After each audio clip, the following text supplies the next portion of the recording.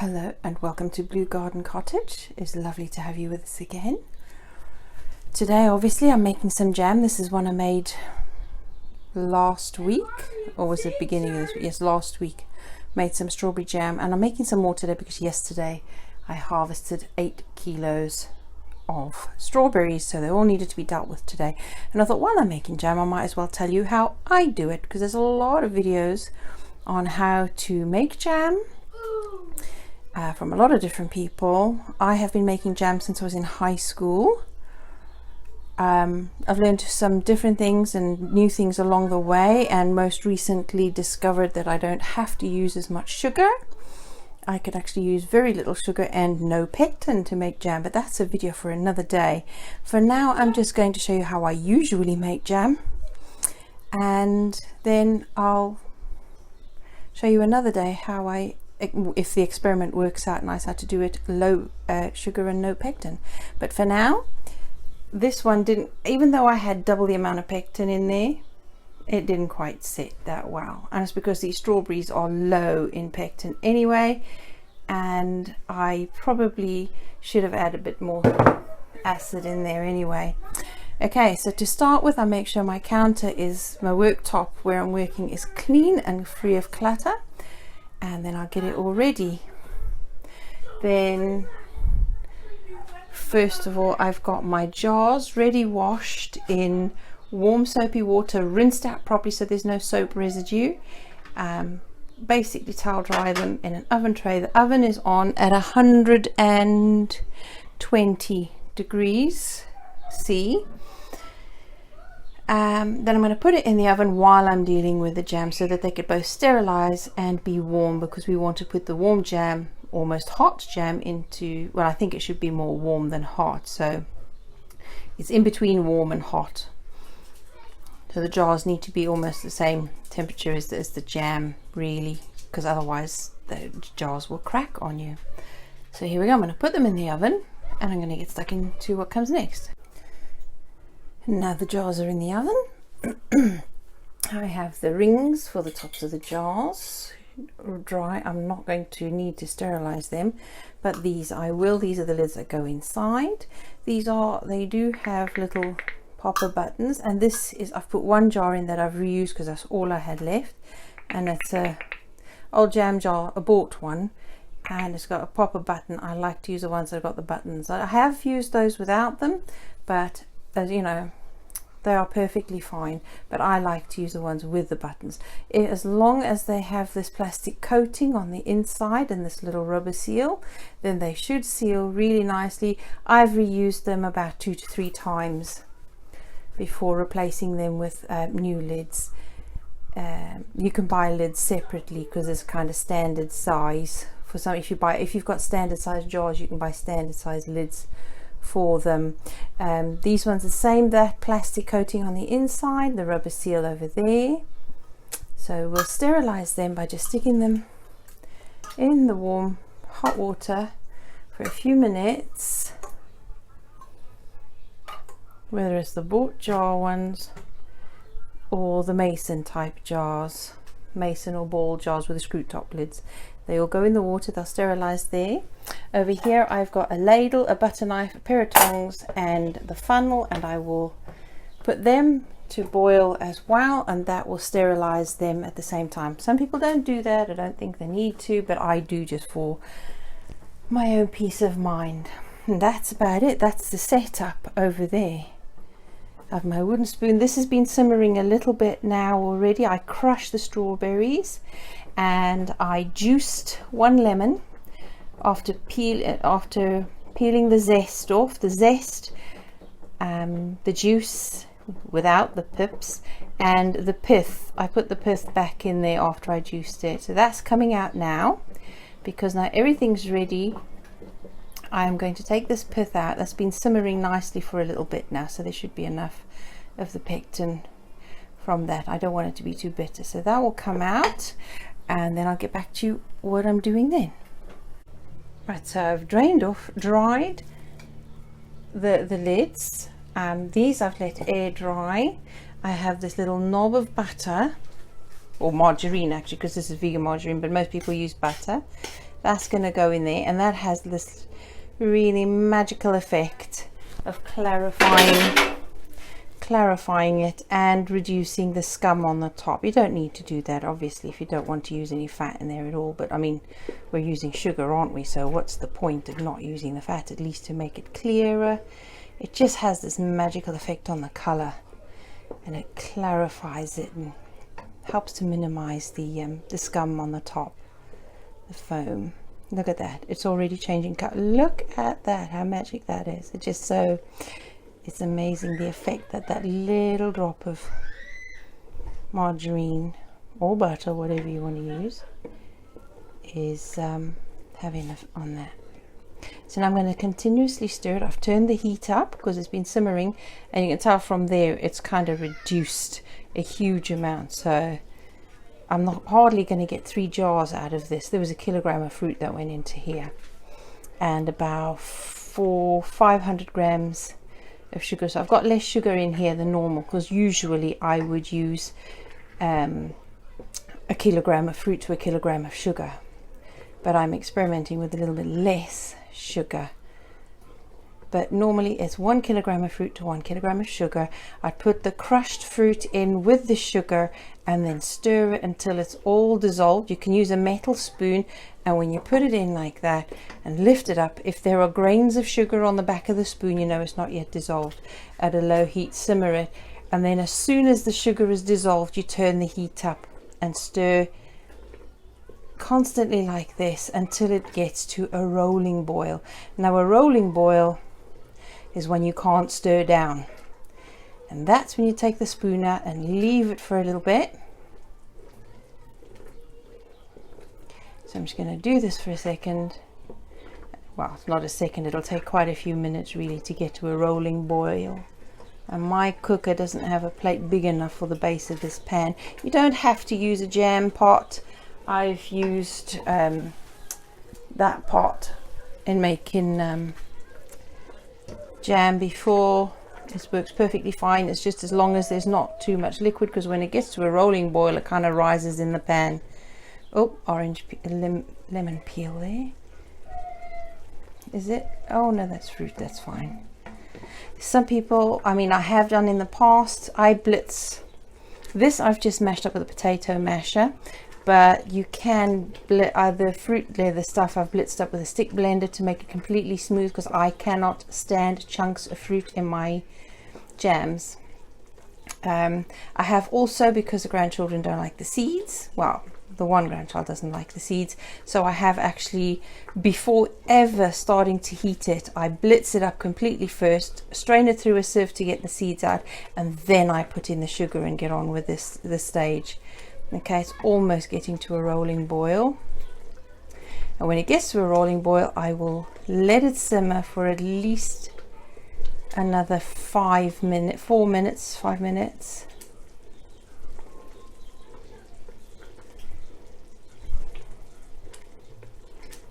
Then I will remove it from the heat, add in my pectin, because I am using pectin today, which is this one.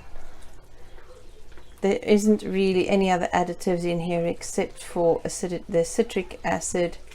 Oh, and there's potassium citrate as well, potassium sorbate. Usually that's why I want to get away from using pectin. It isn't just pure pectin, because they've got preservatives in there as well. But that will take 1 kilogram of fruit will take a half of that bottle, and then you've got to use the other half within 14 days. But I can do that because I've got another batch of joster berries that need sorting as well. So that's a rolling boil. No matter how I stir it, it's not going down. So I'm going to leave that a moment to simmer, and I'll turn it just down to medium high, and I'll leave it simmer for a few minutes. And I'm going to get the jars out ready, and then I'll chat again. I've put the syrup in, half the bottle. I've put a drop on the plate, and if it cools, when it cools and I push it back a bit, if it wrinkles, I know there's going to be a good set. Right, the battery's about to run out on my phone, so I've just taken the jam off the heat. It's not set in. No matter what I do, no matter how much gelatin, how much pectin I put in, usually if you move it like that and there's wrinkles, it says the set has arrived. And I've reboiled it again for 2 or 3 more minutes as it says in the instructions, but nothing's happening. While the jars are still warm, I'm going to quickly put the jam in there. It's not going to be jam, it's going to be more syrup because it just does not want to set. I think the fruit is just too ripe. Strawberries is very low in pectin anyway, so I probably should have had more lemon in there, and also I probably should have mixed in some apple with it if I wanted a thicker set. And I don't have as much sugar, but to be honest, I did use all the right amount of sugar last week, and that one didn't set properly thick either. So, oh, I think I might only just get, that's a lot of energy to waste for just 2 jars of jam. And I'm filling it almost to the very top. Okay, almost to the top.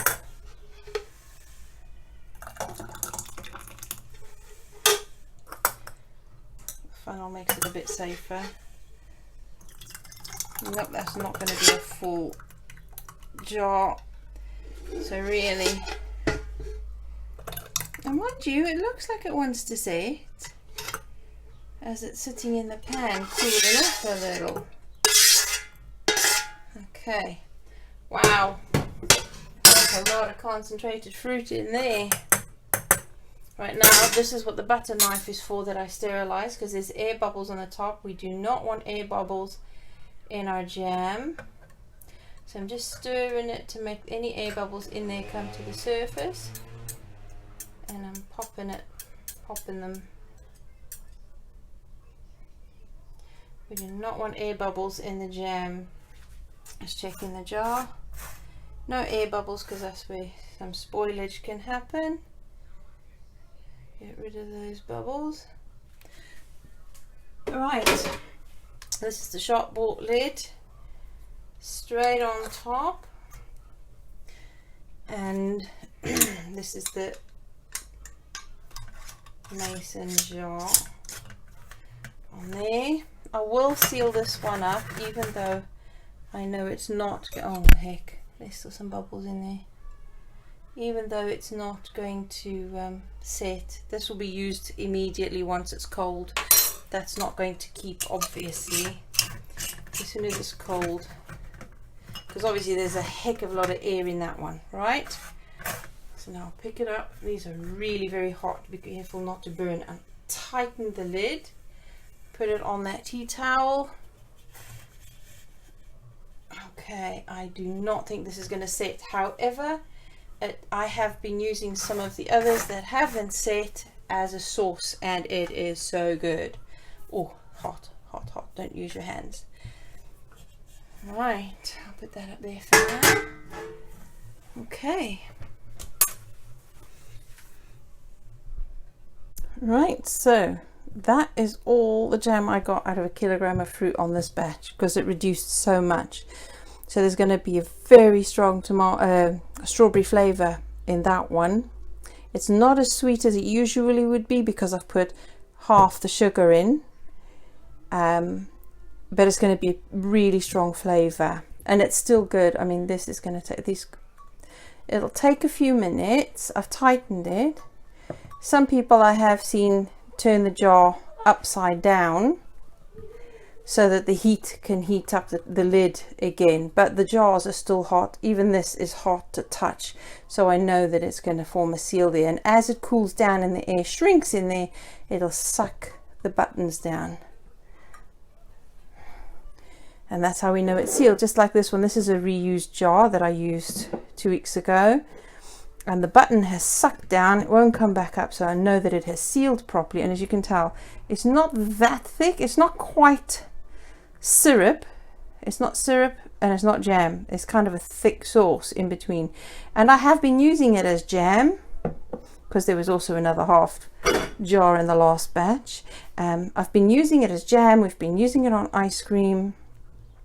I dare say you could pour it on sponge cake instead of cream, and anything you like to use that with, even in yogurt, or make a lovely sauce in the yogurt. And this one had the full sugar and all the pectin. In fact, this had double the pectin in, and it had lemon juice, and nothing made the difference with a set on that one. I think sometimes you just go with it, and whatever you get is whatever you get, but it is sealed, so I know it's safe. I have kept some. You're supposed to use up your jams within 6 months.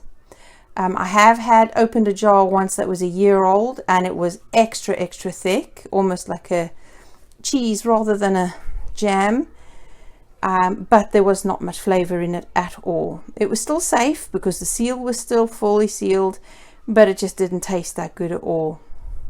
So I would use up my jams within 6 months. Not that it would last that long anyway. I would tend to give some away. But yep, jams, one way to use it. I have fruit ready there to go in the dehydrator on sheets to make fruit leather. I have strawberries sliced in another dehydrator in the living room, which is going to come in here when this counter is clear. So, and I've got strawberries in the freezer, and I've made some strawberry and coconut milk granita type sorbet. So using it all up.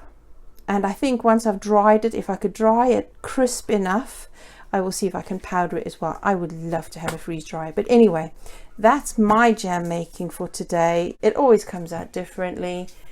No matter what I do, no matter what recipe I use, even if I use it consistently, it's always different. It's temperamental.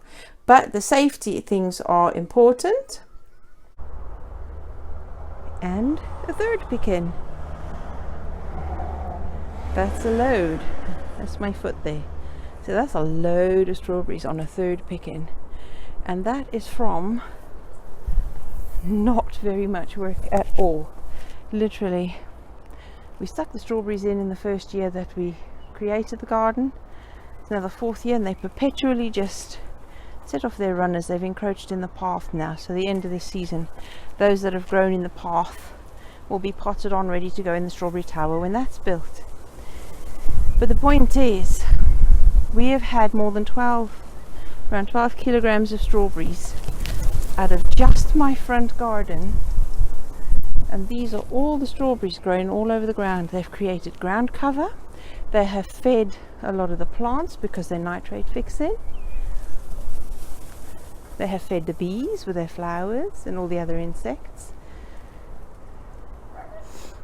And they've provided us with a harvest for absolutely no work. They protect the soil by keeping it protected from the rain and the sun. And I don't do anything to them. I don't water them. I don't even clear out the dead leaves much until they've finished fruiting, which is now, I think we've got maybe one picking left, because there are still a few like that over there. You see that? Oh, we missed one. So now we've picked out this one, and the others like it will still ripen by next week.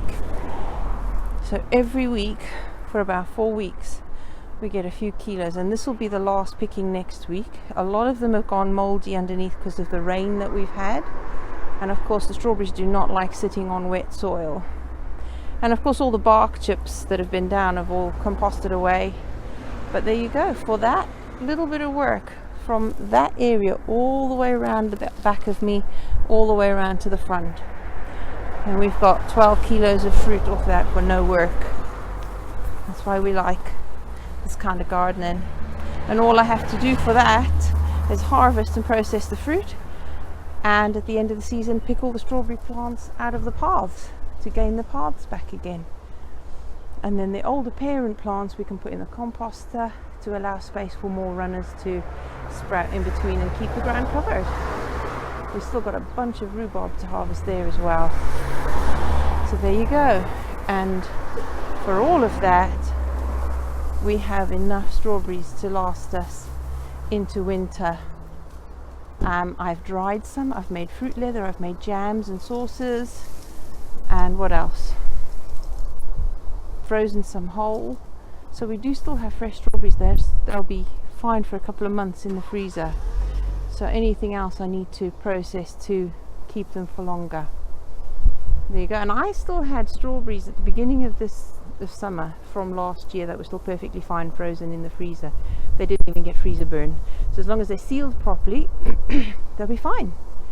There you go, strawberry harvest for not much work at all, and a load of other benefits for the garden and the soil and for wildlife. Oh, so it proves, actually, do you remember I put those stones down to confuse the birds? These stones, obviously it worked, because we had very few bird damage. There's been wood lice, slug and mold, but there's been no bird damage. So the stones have worked to deter the blackbirds from eating all the strawberries, and that's why we had such a big harvest this year. That's why there was such a big harvest. Anyway, people, there you go. Lovely seasonal strawberries. And happy jam making if that's what you're going to be doing. Or if it's just too much hassle, find someone who's made some and barter. Or just stick to the shop bought one, but I promise you it's not going to be as good. All right then, lovelies. It's been lovely having you along and sharing with you how I make my jam, stroke sauce, stroke syrup, depending on what it sets like. I hope that you are happy to leave a comment if you like, do share, do like, subscribe if you've not already done it, and I shall see you again next time. I did say that the next video would be on wildlife. I've got one, but it's not ready to be uploaded just yet, so we'll have to do with this one until next time. Take care, bye bye.